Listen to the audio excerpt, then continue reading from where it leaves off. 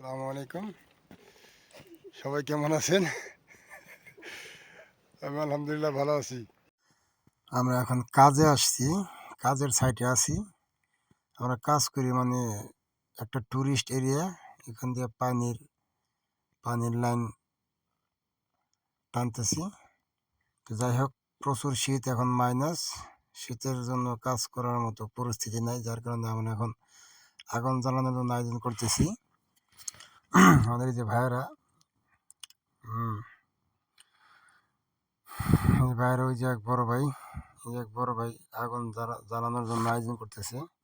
একটু পরে আগুন জ্বালিয়ে দেওয়া হবে, কারণ আগুন না জ্বালে কাজ করার কোনো সুযোগ নাই ভাই। কিছুক্ষণ কাজ করলে আগুনে হাত পুড়লে যেরকম জ্বলে, ঠিক সেই রকম ভাবে জ্বলে, যার কারণে সারাক্ষণে আগুন জ্বালায় রাখতে হয়।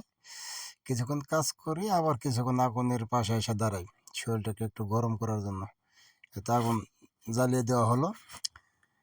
হুম, লাকড়ি টাকড়ি সব তো আগুনে ঠান্ডায় মানে বরফ হয়ে থাকে, জমে থাকে। তেল দিয়ে আগুন ধরাতে হয়। এগুলা লাকড়ি অনেক শুকনা, কিন্তু তারপরও আগুন ধরতে চায় না। আগুন ধরতেছে, দেখা যাক কতক্ষণ লাগে আগুন ধরাতে। ওই যে আমাদের ভাইরা দাঁড়ায় আছে সবাই।